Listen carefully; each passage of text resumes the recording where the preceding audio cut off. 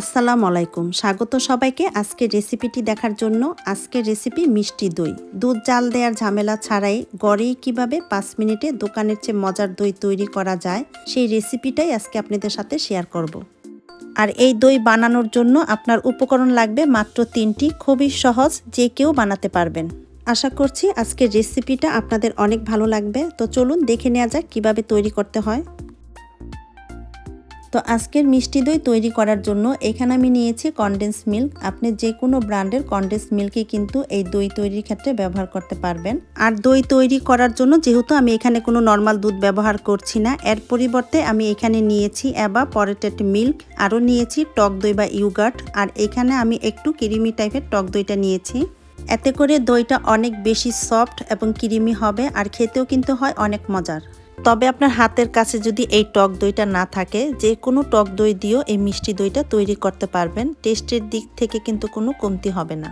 এখন একটা মিক্সিং বলে প্রথমে আমি টক দইটাকে ডেলি একটু ফেটে নিচ্ছি। আর এখানে 1 কেজি টক দই আছে। দইটা একটু ফেটে নেওয়ার পর এর মধ্যে অ্যাড করে দিচ্ছি এভাপোরেটেড মিল্ক। আর এই টক দইটা কিন্তু বেশি একটা ঘন না, তাই এখানে আমি 1.5 ক্যান মিল্ক দিয়ে দিচ্ছি। আর আপনার টক দইটা যদি এর চেয়ে বেশি ঘন হয়, সেই ক্ষেত্রে আপনি 2টা মিল্ক অ্যাড করে নেবেন। অর্থাৎ 1 কেজি টক দইয়ের সাথে 2 ডিব্বা দুধ পুরাটাই দিয়ে নেবেন। তারপরে দিয়ে দিচ্ছি কনডেন্স মিল্ক। মিষ্টির পরিমাণটা নিজেদের মতো দিয়ে নেয় ভালো, যাই যতটুকুন দিতে চান। এবার এই সব কিছুকে একসাথে খুব ভালো করে মিক্স করে নিতে হবে।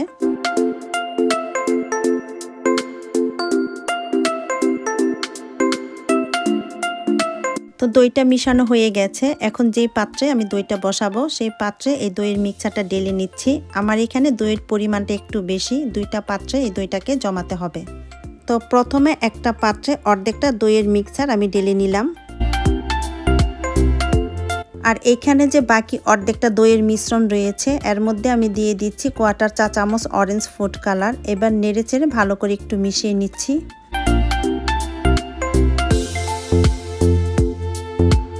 তো কালারটা মিক্স করে নেওয়ার পর এখন আমি পাত্রে ঢেলে নিচ্ছি। আর আজকের দইটা আমি দুইভাবে করে দেখাবো, চুলায় এবং মাইক্রো ওভেনে। চুলায় একটি হাঁড়ি বসিয়ে এর মধ্যে পরিমাণ মতন পানি দিয়ে পানির মধ্যে একটা স্ট্যান্ড বসিয়ে নিয়েছি। দইয়ের পাত্রটা স্ট্যান্ডের উপর বসিয়ে এবার ঢাকনা দিয়ে ডেকে দিচ্ছি। হাঁড়িটাকেও ডেকে দিচ্ছি এবং ঢাকনার যে ফুটা আছে সেইটাও আমি টিস্যু পেপার দিয়ে বন্ধ করে দিয়েছি। এখন চুলার আঁচ হাইতে করে অপেক্ষা করব পানিতে একটা বলক আসা পর্যন্ত। তারপরে চুলার আঁচ মিডিয়ামে করে 5 থেকে 6 মিনিট জাল করে নিলেই কিন্তু আমাদের এই দইটা তৈরি হয়ে যাবে। এখন মাইক্রো ওভেনে কিভাবে দই জমাতে হয় সেটা আমি দেখিয়ে দিচ্ছি। তো দইয়ের হাঁড়িটা আমি বসিয়ে নিয়েছি। তারপরে 30 থেকে 35 সেকেন্ডের মধ্যে টাইমটা ফিক্সড করে এটাকে গরম করে নিতে হবে। একবারে কিন্তু 1 মিনিট বা 2 মিনিট দেওয়া যাবে না, তাহলে দইটা বলক উঠে ছানা বেঁধে যাবে। আর 30 সেকেন্ড পর পর কয়েকবার খুলে দইটা চেক করে নিতে হবে। এখানে আমি মাটির পাত্রে তৈরি করে দেখাচ্ছি। আপনারা ওভেন প্রুফ যে কোনো প্লাস্টিক বা কাচের বাটিতে এই একইভাবে দইটা তৈরি করতে পারবেন। তো দইটা হয়ে গেছে, এখন আমি এটাকে নামিয়ে ঠান্ডা করে নিব। আর এই দইটা হতে আমার সময় লেগেছে প্রায় 4.5 মিনিটের মতো। তবে আপনারা যদি প্লাস্টিক বা কাচের বাটিতে করেন, সেই ক্ষেত্রে হয়তো টাইমটা আরেকটু কম বেশি লাগতে পারে। চুলায় যেই দইটা আমি বসিয়েছিলাম, এবার 5-6 মিনিট পরে আমি ঢাকনাটা খুলে নিচ্ছি। এই দইটাও কিন্তু খুব সুন্দরভাবে হয়ে গিয়েছে। এবার চুলা বন্ধ করে ঢাকনা দিয়ে ডেকে রেখে দিব আরও কিছুক্ষণের জন্য। চুলা থেকে নামিয়ে দইটাকে আমি পুরোপুরি ঠান্ডা করে নিয়েছি। এবার ডেকে ফ্রিজের নর্মাল প্রসনে রেখে দিব 2 ঘন্টার জন্য। 2 ঘন্টা পরে দইটাকে আমি ফ্রিজ থেকে নামিয়ে নিয়েছি। তবে আপনি চাইলে আরও বেশি সময় এই দইটাকে ফ্রিজে রাখতে পারবেন। দই কিন্তু ঠান্ডা খেতে ভালো লাগে। এবার এই দইটাকে খুলে আপনাদের সাথে কেটে শেয়ার করছি ভিতরটা কেমন হয়েছে।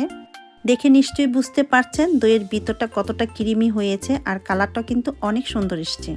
তৈরি হয়ে গেল সহজ রেসিপিতে মজাদার মিষ্টি দই। আশা করছি আমার আজকের এই দইয়ের রেসিপি সবার কাছে ভালো লেগেছে। সবাইকে অসংখ্য ধন্যবাদ জানিয়ে আজকের মতো এখানে বিদায় নিচ্ছি। আল্লাহ হাফেজ।